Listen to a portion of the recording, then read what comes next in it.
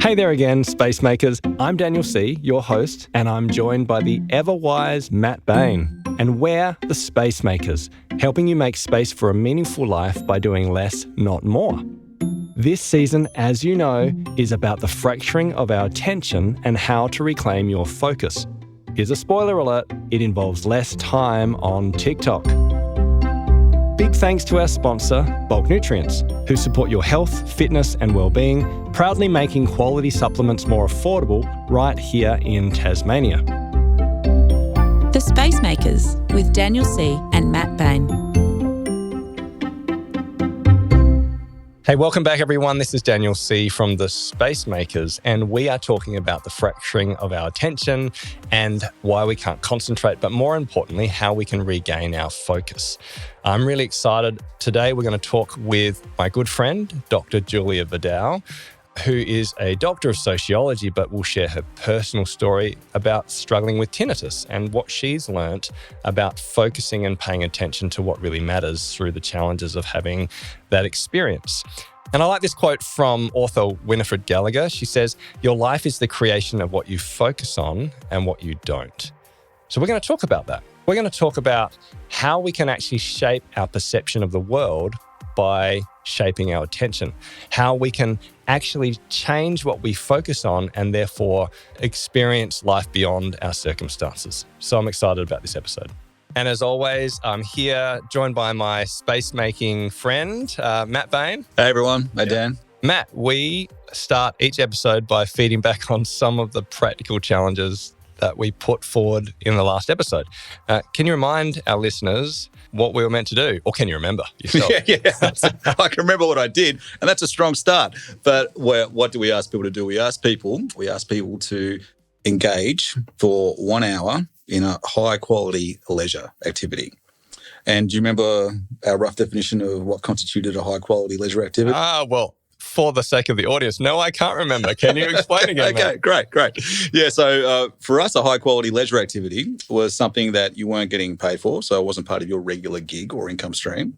It involved some effort, if you like, so some strain on your part. So it wasn't just the equivalent of vegging out. So it wasn't going to be something that was passive or necessarily easy, but it was going to involve some effort of the will, but it was going to be ultimately rewarding. So it was going to bring you some degree of satisfaction, of joy, of pleasure. Yeah, and we essentially, contrasted that with low value leisure activities, and which are typically scrolling the internet and doing simple stuff online and trying to reclaim a bit of focus in our life by practicing something that matters. Yeah, that's right. And we asked people to do it unplugged. You were going to read a book, is that right? Yeah. And for bonus points, do you remember what kind of book I was going to read? Yeah, fiction book. Yeah, nice. How did you go reading the fiction book? Yeah, so I followed your advice. So I had my action trigger lined up. So I knew exactly when it was that I was going to be reading for an hour. So that really helped. But to be honest, that was the easy part. I found even when I had the time set aside, I literally sat down with my book. I knew which book was going to be. So again, that was pretty simple. But even initially, there was just that little bit of resistance when it came to cracking open the work of fiction, because I knew it was going to be challenging compared, it was an old book. I knew it was going to be challenging compared to going straight into nonfiction. So that was interesting. Just that little bit of resistance, because I knew it was going to involve just a bit more strain and effort on my part. And honestly, I felt good afterwards. Great, nice. So mine was to play some guitar. Look, I occasionally tinker, but I almost never tinker just for fun, and it's very rare. So I was meant to do it on a Tuesday after dinner when, the kids were heading to sleep, and I was going to play guitar for about half an hour to an hour. I knew my fingers wouldn't quite last an hour. And Tuesday came and then Tuesday went. And it was interesting because I remembered I need to do this, but life got busy and I couldn't do it. But because I had the action trigger, I did it later on, but it still worked in the sense of I remembered. Yes. And then I went and did it. So look, on the weekend I played for about an hour actually, and it was pretty special. It was actually a really meaningful experience. Yeah, because I hardly ever play. So my dad passed away 2 weeks ago nearly. Yeah. And so it's been a hard month. And I played and I pulled out all these songs from way back from, I don't know, early 2000s, late 90s, where I used to play songs. And I actually wrote a number of songs, which I haven't played for like 10 years. And so I ended up playing some of those songs, and they're all miserable, sad songs because it was a miserable, sad time in my life. And it was really beautiful to just enter that space and remember that I've been through hard times and also experienced good times. And there's something about music and the history of music and the feelings you get, I don't know, when you play music. Yeah. And it was just really meaningful. And yeah, so that was like a high quality leisure activity. Wow, Dan, yeah. Can I ask just one question on that? Yeah. Were you solo, as in were you doing this by yourself, or did you have company, family? So I started playing by myself, and some of the songs, and I sing. So I played these old songs, some that I'd written, some that I hadn't. And then my son came in and he actually thought this would be cool. So he started to jam with me. So we ended up playing stuff that he knew, but he played the piano and I strung along. And then my wife came and we actually did some singing. It's like a whole Von Trapp family thing. and look, we hardly ever sing and play together, and none of us are very good, but it was actually a connecting experience. So that was like an added bonus. That's great. So look, I mean, obviously that was a particular experience. I've played guitar in the past and it's not always been wow, life-changing moments. But the beauty of, like we say, high value leisure activities is put yourself in a place where you have the chance to experience a better life and see what happens, build on it. That's it. And we're also very keen to hear from you guys at home as to how you found the exercise too. Okay, so this episode is really about this idea that we can curate what we pay attention to and the power of the mind to shape our perception of the world. It's really powerful. Okay, so I remember reading a book by Winifred Gallagher, and the book's called Wrapped. And there's this quote that stood out to me. She said, "Your life is the creation of what you focus on and what you don't." Essentially her argument is what we actually give attention to, what we pay attention to with our life and our mind can literally shape our experience of the world around us. And that's a very powerful idea when we're talking about attention. And I'm very, very excited to have my good friend, Dr. Julia Verdouw. Welcome, Julia. Thanks, Daniel. Great to be here. Dr. Verdouw is a doctor of sociology. You have worked in lots of different fields. Your dissertation, is that what you call them? Yeah, PhD. PhD? Yep. Your PhD was about the meaning of money, which is fascinating, and the way in which people interpret money. But since then, you've worked in housing research, and now you work in education research, and you're a lecturer as well. Yes. Yeah. So you've got heaps of experience. But I want to actually hear about your personal story of struggling with tinnitus and what it says about paying attention.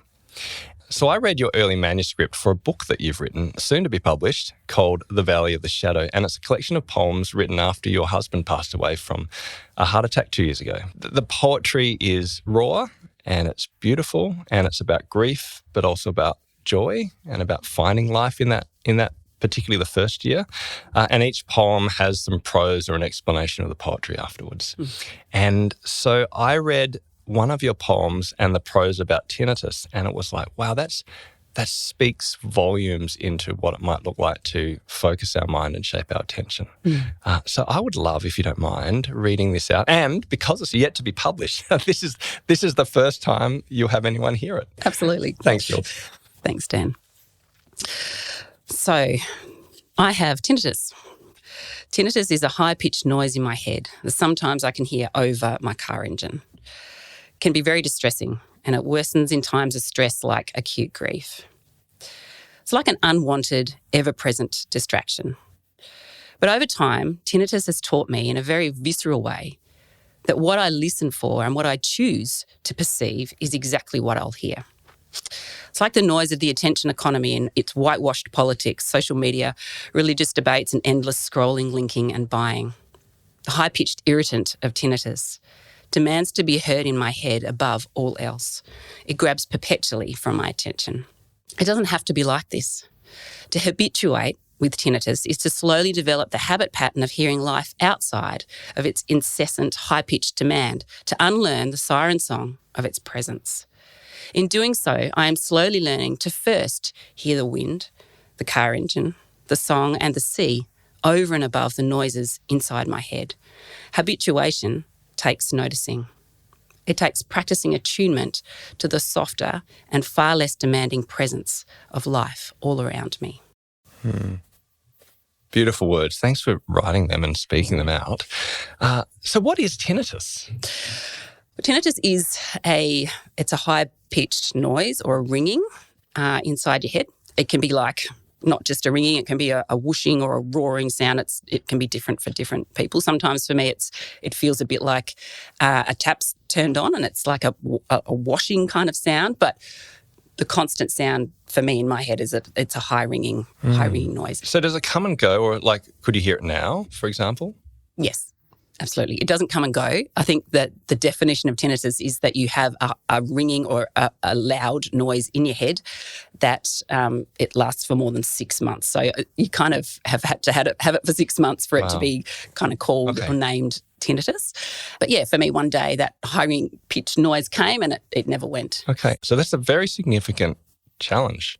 It is. And one of the things about tinnitus is that it's called a phantom sound, in that no one else can hear it. Wow. So, I mean, do many of the people you work with and colleagues know that you have tinnitus then? No, it's not something I talk about. You don't have like a badge that says I have tinnitus. The reason I'm being distracted right now and glazing over is because I can't hear you. Yeah, so that's hard, right? So it's a very personal challenge then, I imagine. Yes. Okay. Yeah, absolutely.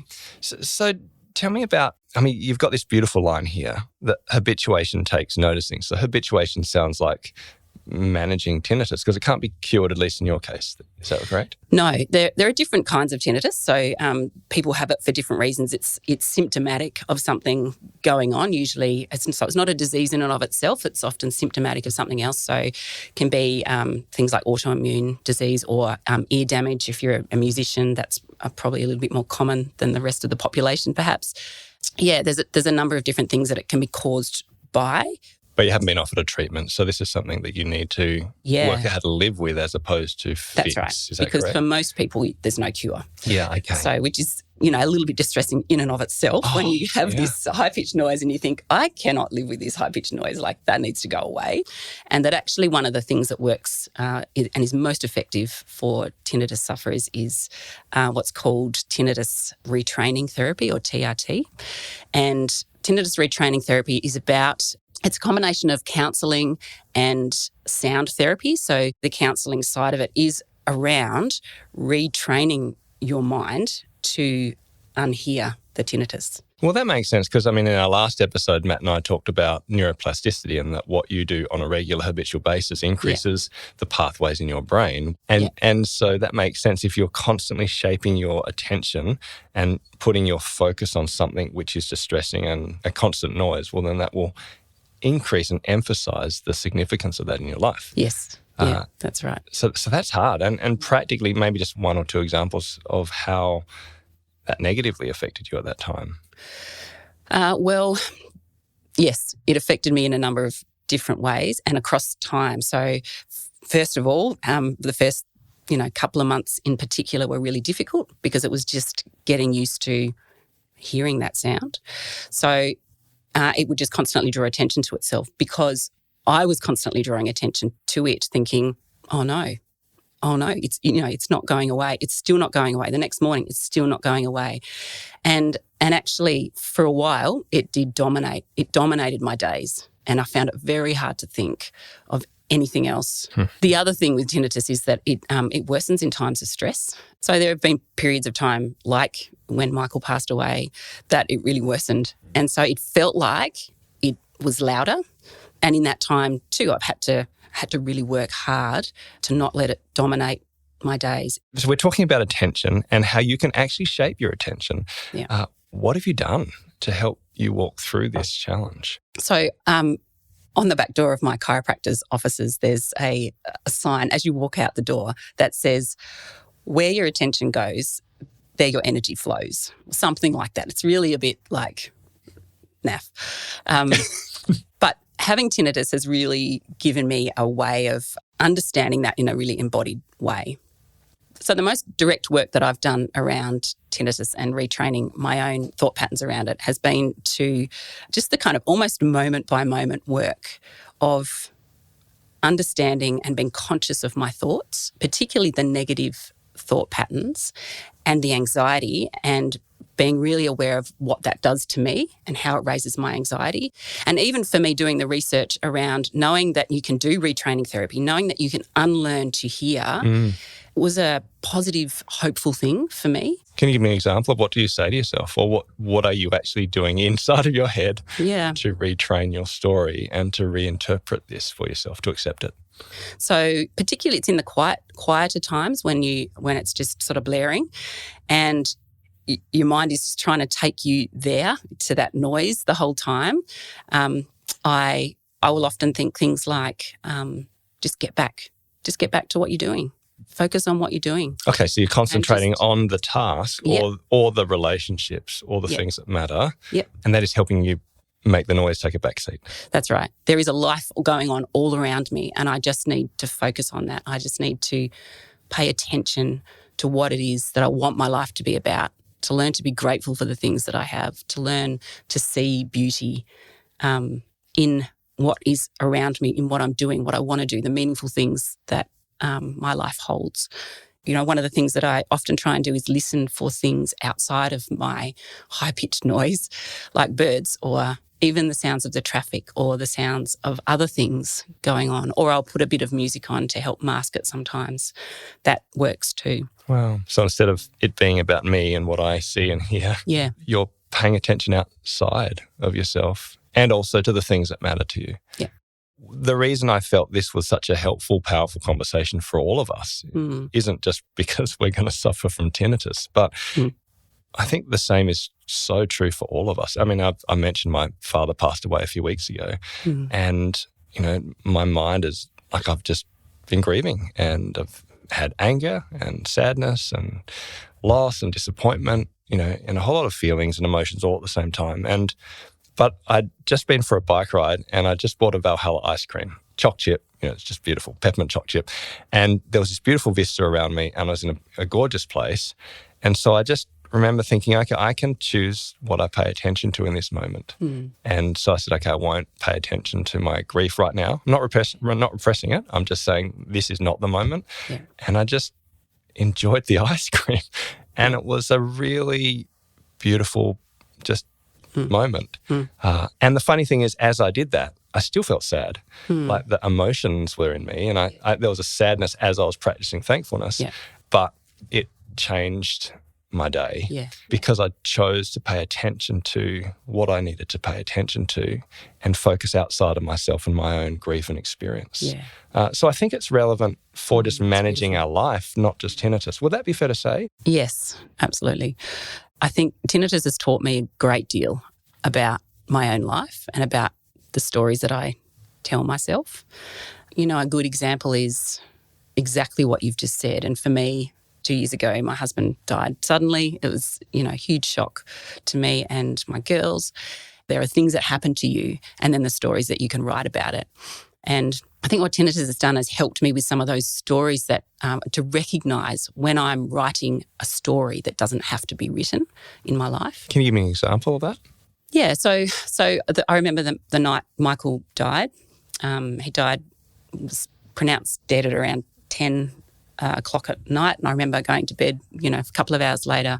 Didn't sleep a wink that night, as you can probably imagine. But one of the thoughts in the middle of the night that, you know, of all the chaotic and numb thoughts that were going on for me, there was a thought that just stood out really clear as day. And it went something like this. You know, Michael was the outgoing, fun, energetic, encouraging, just lovely, interesting person in your relationship. No one's going to want to hang out with you anymore. I remember thinking that thought and just going, that's just ridiculous. But that thought stuck with me. Like it just needled its way in and stayed. And interestingly, talking to other women who have lost their person, I'm not alone in that thought. That's a thing. But my journey with tinnitus had kind of given me a language for thinking about the stories that we write for ourselves. And I realised pretty early on that was a story I could write for myself into reality if I let it, because losing a person, there's all sorts of loneliness and being alone in new ways that you have to get used to. And you can actually write that story in pen pretty quickly for yourself. So I realised that I needed to change that story. After a few weeks, one of the ways that I decided I would do that was to actually speak that story out loud to some friends. Yep. And often we're scared to do that because they sound stupid. Yeah. So I sat down with that's kind of the point, though, isn't it? Yeah, that's right. But I sat down and I said that sentence to my friends because it was still a fear that I had. And it was just a couple of close friends. And I felt ridiculous as I said it because it's like, it sounds even more ridiculous saying it out loud to people. But I knew that actually saying it out loud and having other people tell me the story I needed to hear was really important. So what do you believe now then? Well, my friends just straight away said what I know in my heart of hearts, but what I needed to hear from someone else was, yes, he was all those things, but you're a bunch of other things and we love you and we're not going to leave you alone. And I think sometimes the stories we tell ourselves and the fears that actually sit underneath them come from that existential place of the fears we have about being left alone or how, when life dramatically changes, what that's going to look like. But tinnitus has been a really visceral, embodied way of realising that I can change that story. I can unlearn to hear something, actually a real sound in my head. I can unlearn to hear that. And I can also unlearn stories that I tell myself. So in some ways, while you experienced tinnitus a few years before Mick passed away, isn't it? It's actually quite beautiful, the idea that what you learnt about attention and focus and shaping your worldview, your story and your experience in the way that matched the person you wanted to be and the life you wanted to live, how it actually in some ways prepared you for the bigger noise that was coming your way. Yeah, it did. It did. There's one more little thing that I'd like to say if I can. Well, just thinking about the fact that tinnitus helped prepare me for some of the things that have happened since and some of the difficulties and challenges of rewriting some of those stories for myself. Before I got tinnitus, I was someone who had been practicing meditation and prayer. So I'm a person of faith. So for me, I'd been learning to sit in silence and meditate. And for me, that looks like just sitting in the presence of God and just sitting in that relationship, not praying, not saying anything, not having any expectations, just sitting in silence. And I'd been doing that for a number of years before I got tinnitus. And actually it was a really big part of retraining for me because it's kind of counterintuitive to think that I would want to sit in silence. But when we can learn to sit in silence and to sit with ourselves, with the distractions, with the high-pitched noise, with the things that we don't like about ourselves, the things that are chaotic inside of us, the things that we want to run away from, the things that life is trying to throw at us, when we can sit with those things in stillness and silence and be at peace with those things, I think we can go into the world and into our daily lives with an ability to approach those things in a lot healthier way. It's a beautiful paradox that the practice of silence and stillness and prayer and meditation actually prepared you for the noise. And that it was actually part of the retraining process. We will again in a future episode talk about stillness and silence because it's called the Space Makers and the importance of space for understanding the inner life, your values, your purpose, which is actually important for shaping your attention around what matters most. Hey, Jules, thank you so much for being on our show. I knew this would be a great conversation and I knew we would learn a lot from you. So thank you. And I'm sure that your experience will also help our listeners to reflect on the value of the Winifred Gallagher quote that your life is the creation of what you focus on and what you don't. And I think your story embodies that. Thanks for having me. It's been a pleasure.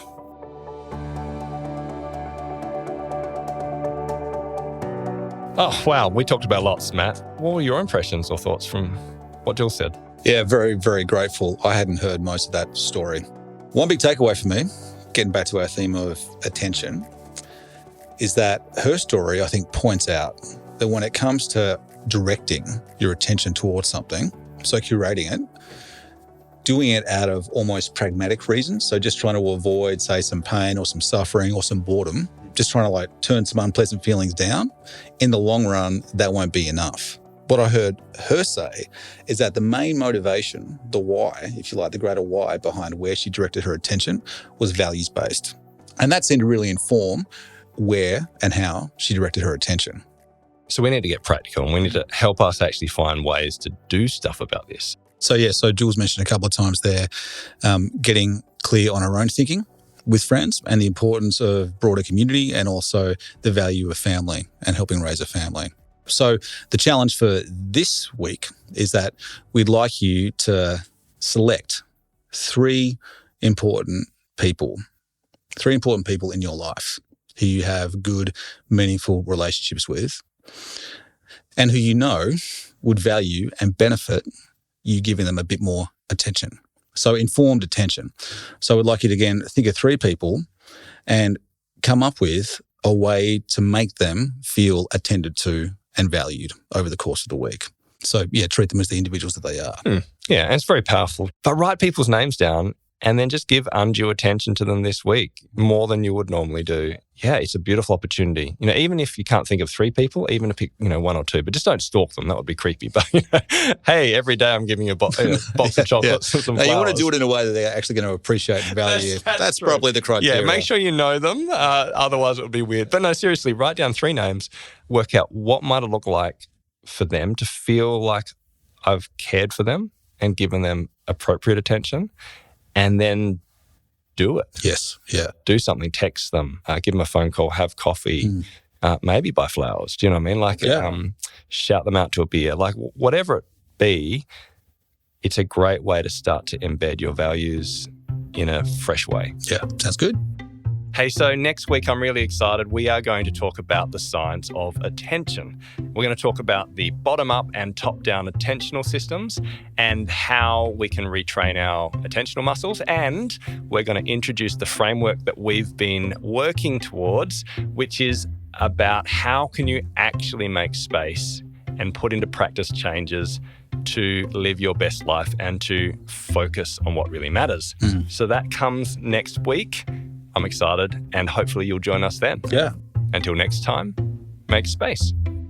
The Space Makers with Daniel C. and Matt Bain. A special thanks to our sponsor, Bulk Nutrients, proudly making quality supplements more affordable right here in Tasmania.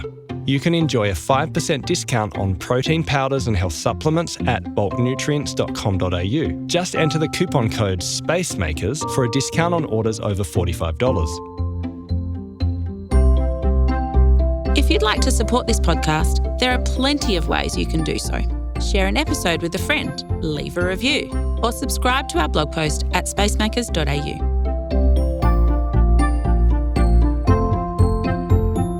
Until next time, make space.